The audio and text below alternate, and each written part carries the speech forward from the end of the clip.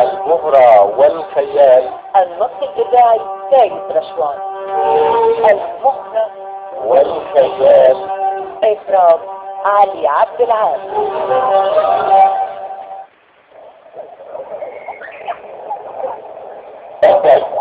خلينا نشوف الجلالة الجديد وانت مطلع من خلقات واصل. مش عايزة تلقى في البيت مع بحية. يا بحية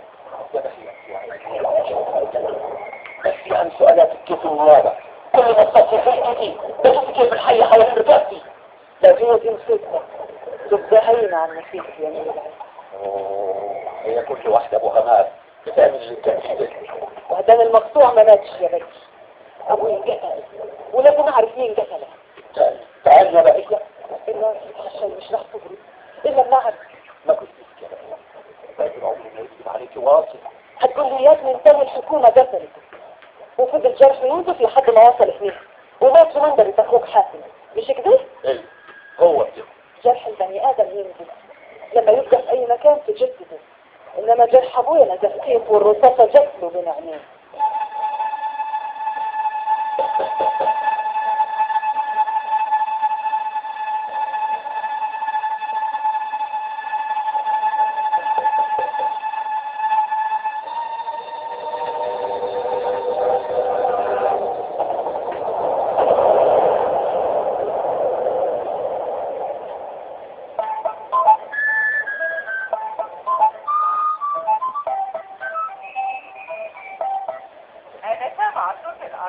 يبقى لسه ما وصلت. ربع ساعة وصل ومنها هاخد موصل بس. والبلد قريته 5 مرات. طب رأيك ايه؟ مندهشة جدا، حكاية غريبة قوي ومش معتادة. لفت انتباهك يا مهرة ان نوال لسه عمرها 20 سنة. اللي لفت انتباهي اكتر انها قتلت جوزها وعشقها في مكان واحد وكمان بسلاح واحد وفي وقت واحد. والاغرب من ده كله ان الدافع غير معروف. لازم لازم توصلي له يا مهرة، ونتائج دي في المجال بتاعك توصلي له قبل النيابة كمان. انا طقالي فكرة مجنونة. قولي. سلسلة تحقيقات من الرجال تحت عنوان واحد، جريمة المرأة في الصعيد، الدوافع والنتائج وتأثير الظروف الاجتماعية والاقتصادية. جميل. ده اكيد هي دي مشاكل المرأة هناك، اما دافع للجريمة ام نتيجة لها. هاي هي دي مهرة غالب اللي اعرفها كويس. بكرة هيوصل لك اول تحقيق بالفتح عشان يلحق قعدة الاسبوع ده.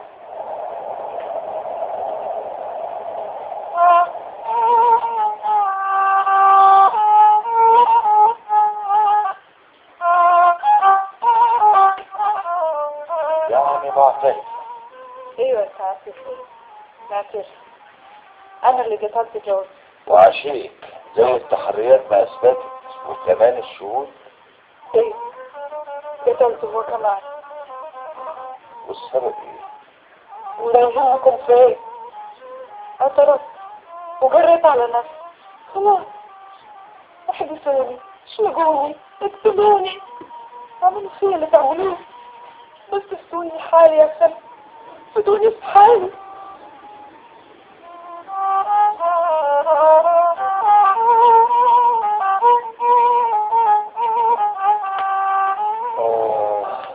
هدكت النهارده في النيابه برضه ما اعترفتش بدافع الجريمه ابدا. غريبه قوي اللي اسمها نواعي احبطتني. استخدمت معاها كل الوسائل مش راضيه تعترف. بس انا عندي ساعات حته مفاجاه ومستني ايه؟ الحقني بسرعه. اتفضل. ادي كل المعلومات اللي طلبتها منك. اخيرا حاتم المقطوع. ايه ده جماعي لصنف اداب وقسم فلسفه كمان. يعني مجرم مثقف. عشان كده ده السياحه ده مجرم صعيدي. لو ايه موديل الألفية الثالثة.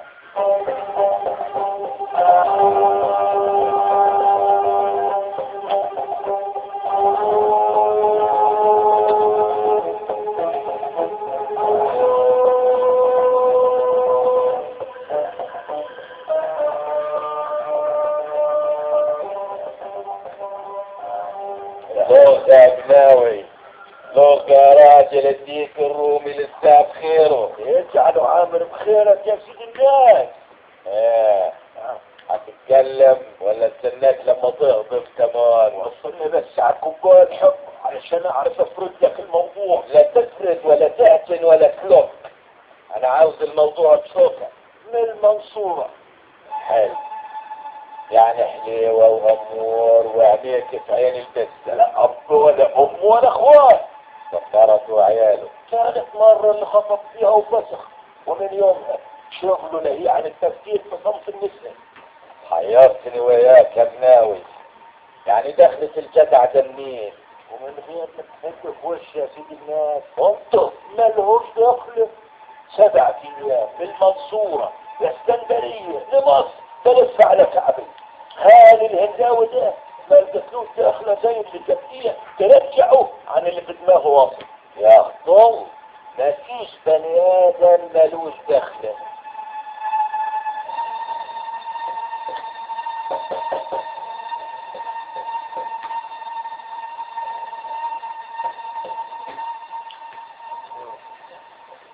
من 4 سنين لما حوالين شخصيته الكاريزمية 80 راجل من عيلة المقاطيع، ذراعهم ووحد كلمتهم اللي هي كلمته طبعا بموهبته الخرافية في الجدال والإقناع.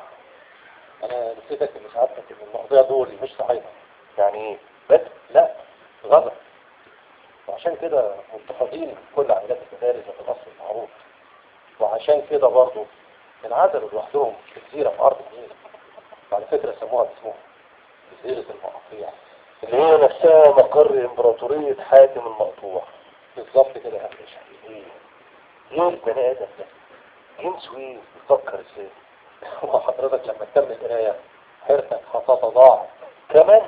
طبعا بعد ما خلص ثانوية عامة اتقدم لاختبارات كلية الشرطة وفشل في القبول، مع إن تكوينه الجسماني والذهني مثالي. الله، ده يفسر عداءه الفطري لرجال الشرطة، وفي الوقت نفسه بيأكد انه بيملك عقلية امنية هائلة. طبعا دليل على كده انه طريق لغاية دلوقتي رغم استفحال نشاطه التقليدي، سرقة المواشي والمحاصيل الزراعية وقطع الطرق. ده غير بقى القتل والضرب تحت الطلب، يعني اتوات وبلطجة. ده تقليدي. والغير تقليدي بقى، غير تقليدي سعادتك استغلاله للأراضي الخصبة للجزيرة، اللي هي عبارة عن طمي صافي إزراعة إيه بقى؟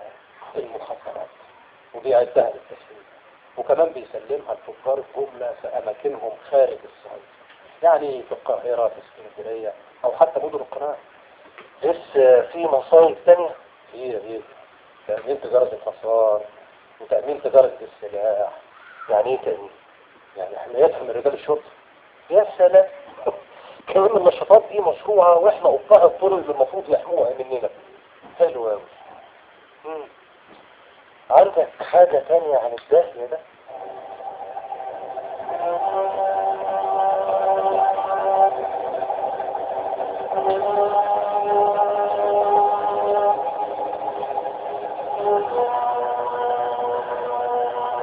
ما عنديش غير حاجة واحدة لسه ما قلتها. طب نقولها يا خفيف. ما نضربش نار. رئيس مباحث ما بيعرفش يضرب نار. جرالك يا بناوي؟ هو الأكل كبس على نفوخك وسجل دماغك وخلاك تخدر فيها. ما بيعرفش. عنده عقدة من ضرب النار، خصوصا من سلاحه الليري. عقدة؟ وعايز عارف بسببها عند دكتور نفساوي في مصر. الكوباية الحبر للدواء.